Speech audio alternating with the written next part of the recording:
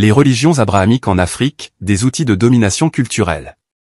L'Afrique, berceau de l'humanité et terre de grande civilisation, est aujourd'hui largement dominée par les religions abrahamiques, christianisme et islam en tête.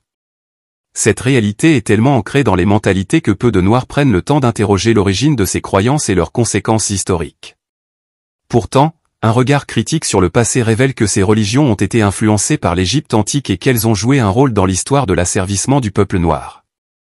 Contrairement à ce que l'on pourrait penser, le christianisme et l'islam, même s'ils ont leurs racines dans l'Égypte ancienne, ne sont pas des traditions africaines ancestrales. Le christianisme est arrivé avec les missionnaires européens et la colonisation, tandis que l'islam s'est diffusé à travers les conquêtes arabes et la traite transsaharienne. Ces religions ont bien souvent été introduites par la force, sous couvert de civilisation et de salut des âmes. Les puissances dominantes ont utilisé la religion comme un instrument de contrôle, enseignant aux Noirs la soumission et la résignation. En remplaçant la spiritualité africaine, centrée sur la notion de Dieu, l'harmonie avec la nature et l'ancestralité, par des dogmes étrangers, on a coupé le peuple de ses racines culturelles.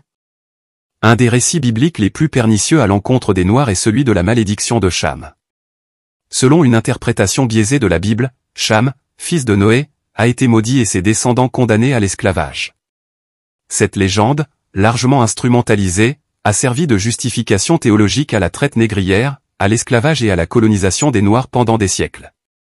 Cette lecture erronée a profondément marqué l'imaginaire collectif et nourri un complexe d'infériorité parmi les Africains et leurs descendants. Encore aujourd'hui, l'impact psychologique de cette affabulation pèse sur les mentalités et continue de maintenir les Noirs dans un état de soumission idéologique. Avec la colonisation et l'islamisation, la spiritualité africaine a été diabolisée. Les traditions, les rites et les croyances ancestrales ont été qualifiés de païens ou de sorcellerie, tandis que les religions importées étaient présentées comme les seules légitimes. Ce processus a conduit à un rejet progressif de l'identité africaine et à une dépendance culturelle envers des doctrines étrangères. De nos jours, nombreux sont ceux qui prient un Dieu qui leur a été imposé, en méprisant leurs propres traditions. Cette aliénation spirituelle empêche une réelle émancipation et maintient l'Afrique dans un état de dépendance mentale vis-à-vis de ses anciens oppresseurs. L'Afrique et sa diaspora doivent absolument revisiter leur histoire et remettre en question l'héritage religieux qui leur a été imposé. Cela implique une prise de conscience du rôle du christianisme et de l'islam dans l'oppression des Noirs. Redécouvrir les traditions spirituelles africaines, étudier l'histoire précoloniale de l'Afrique et comprendre les mécanismes d'aliénation culturelle sont des étapes essentielles vers une véritable libération mentale. Ce n'est qu'en se réappropriant leur héritage que les Noirs pourront véritablement briser les chaînes invisibles qui les maintiennent sous l'influence des puissances dominantes.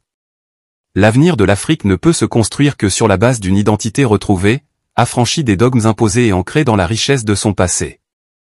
Axel Hilary. Pour vous informer davantage, retrouvez-nous sur www.ladepêchetabidjan.info, la vitrine de la renaissance culturelle de l'Afrique.